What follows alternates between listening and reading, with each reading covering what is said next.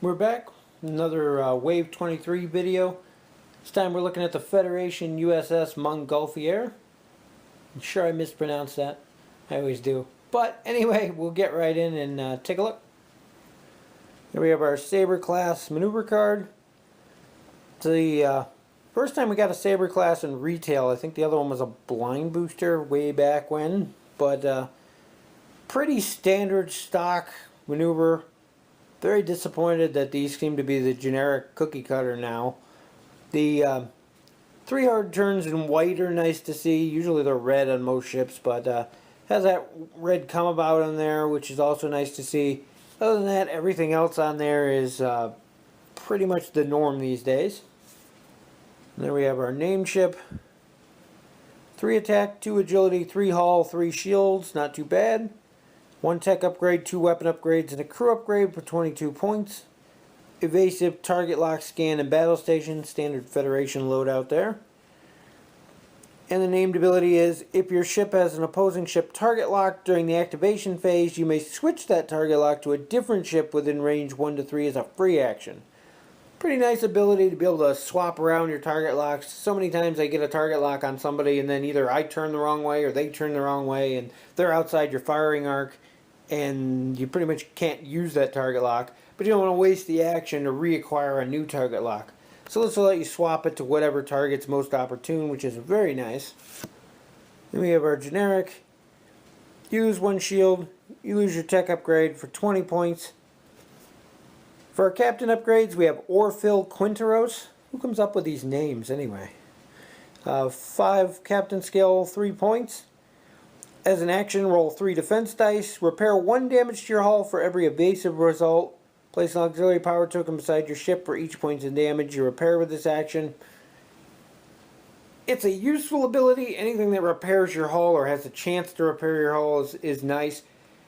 An action to roll dice for a chance to repair your hull and then getting possibly multiple auxiliary power tokens for doing so, not so much. I think the Federation has the most ways to repair ships out of any of the factions, and this one just doesn't seem all that great as compared to things like Scotty. So use it if you want to. Like I said, repair is always a good thing. Maybe you're using them on other ships. Captain skill of 5 is pretty middle of the road, nothing spectacular. It's kind of low by Federation standards even. I just think there's better options out there, taking a more useful captain and getting your repairs from some other upgrade. Next we have our generic Federation captain. I have no idea who that actor is who played that, but it kind of looks like a young Mike Myers, which is really funny. Excuse me? Doubt it is, but still. Now you're never going to get that image out of your head now that I said that. And he's a captain skill of 1 for 0 points. For crew upgrades, we get the 1 card I don't think anybody wanted or wanted more of. More is the case. Another Wesley Crusher. Shut up, Wesley. 5 points. During the activation phase, after you move, if there's an auxiliary power token beside your ship, you may disable this card to perform an action from your action bar, or during the activation phase, after you move, you may disable this card to perform an action listed on one of the tech upgrades as a free action. Kind of useful, not so terribly much on this ship. It only has the 1 tech upgrade slot on the named, which I guess you could still use it. It combines well with the captain, who gives you multiple auxiliary power tokens. This will still let you take an action even if you have those on the ship, which is nice. It's useful in the right situations, just, it's Wesley. For weapon upgrades, we have photon torpedoes. 5 points, attack value of 5, range 2 to 3, spend a target lock and place 3 time tokens to perform the attack. May convert a battle station to a crit, and can be fired from front or rear arc. Pretty much standard photon torpedoes. Everything's moving over to the time tokens, which is nice, so it's giving you more options in that respect. I think we've already gotten several of these though, so it's nothing special there. Next we have heavy Graviton beam. 4 points. 3 attack, range 1 to 2. Discard this card to perform the attack. Defending ship rolls -1 defense dice against this attack. Can be fired from a front or rear arc. If fired against a Borg ship, add +3 to the attack dice for this attack. Defending Borg ship cannot roll any defense dice against this attack. It's a very interesting weapon. The ability to remove someone's defense die against it's kind of neat. The bonuses against the Borg make it extremely useful if you know you're going to be facing Borg. Be good for some of the old scenarios that we've already played through for the 2 Borg OPs. Aside from that, still an okay upgrade for a rear-firing weapon, well, a primary or secondary arc firing weapon that lowers your opponent's defense die. 3 attacks, nothing spectacular, but the primary weapon for the ship's only a 3 attacks, so it's good on there. It'd probably be good on some of the other smaller ships as well. The only real complaint is that it's a 4-point discard, which is kind of steep for a 3-die attack. Still worth it though if you're fighting against Borg. For tech upgrades, we have Subspace Transmitter. 5 points. As an action, disable this card to target a friendly ship within range 1 to 3 of your ship. Place a scan token beside your ship and the targeted ship. You cannot perform a scan action as a free action this round. Kind of a neat little ability. 5-point disable and an action to give 2 of your ships a scan token. Unless you have some other special abilities that trigger off scan tokens, it's a little overpriced. If you build around it, then I can see where it would be useful. There are a lot of things that trigger off scan tokens, so you can kind of pile up a big combo with it if you have the right upgrades though. Next we have Thruster Array. 3 points. As an action, discard this card to immediately perform a 1 reverse or 2 reverse maneuver. Treat this maneuver as a red maneuver. Extra maneuverability is always a good thing. 3 points, an action, and a discard. It's a little steep, but it could get you out of a bad situation or get you into a firing arc where you could do some damage, or out of someone else's firing arc so you're not taking a hit. Useful, expensive, but useful in the right situations. For the rest of our expansion, we have our captain's tokens down here. We have a scan and battle station token. Don't get a evasive token for this one, and again, as with all the more recent ones, no target lock. 3 shield tokens. We have our 3 time tokens and the additional rules card that goes with them. Our mission this time is destroy the weapons platform. It's another one from the Dominion War. Dominion player gets 120 points, including at least 3 Dominion ships. The Federation player gets 150 points, including at least 3 Federation, Romulan, or Klingon ships. One of these ships must be a Saber-class. Dominion player places an objective token anywhere in the play area, but not within range 2 of the edge. Player setup is normal. The objective token counts as a orbital weapon platform here with these stats.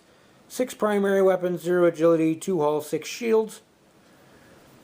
It can't move, but it can take actions and has a 360-degree arc with range 2. And its shields regenerate at the end phase of each turn, which is nice.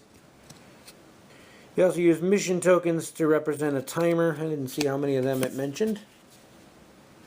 And I don't see any mention of it on here, so I'm thinking they left out a line on the special rules down here. On the 3rd card, it talks about mission tokens representing the passing of time. At the end phase, you remove a mission token from the stack. When the mission tokens are gone, the Federation fleet's arrived and the game ends. But then they never tell you anywhere how many tokens to put in the stack. I would assume it's 12 or less, because that's what comes in the starter set, but good job, Wizkids. You have your objectives here on the back for Federation players destroying the weapons platform and the ships before time runs out, or at least destroying the weapons platform. Dominion player wins by destroying all the Federation ships and trying to keep the platform alive. Have to send them a message and find out what the actual duration timer is supposed to be, but I love the Dominion War. It's probably the best thing in DS9, at least as far as I'm concerned. So there's a missions for that are always good in my book. For the model, as with all the other recent ones, we got it in the metallic silver here instead of the standard blue-gray. Not sure I'm liking these in this color. I kind of liked them in the old color. They looked more like they do in the show, to be honest. They need something in between these two. This one, though, there isn't a whole lot of detail on the model. We've seen the model before. The paint job on this one's absolutely atrocious, though, if I can get it on there. There you can see a little bit. It doesn't really want to focus on the nacelle too much, but the paint's not even on the nacelle. It's like on the thing next to it. And then if you look from the top, there's entire spots they missed, other spots they overlapped. Terrible even by Wizkids standards of painting. The model itself, though, is kind of neat aside from that. Just needs a lot of cleanup to make it look presentable. At least this one. It could just be a one-off, but so many people repaint these anyway. If you take the time, you can make them look nice. There we have our named base. 90-degree front arc, no rear arc, despite having a couple upgrades specifically for rear arcs. And our generic Sabre class with the same front arc, no rear arc.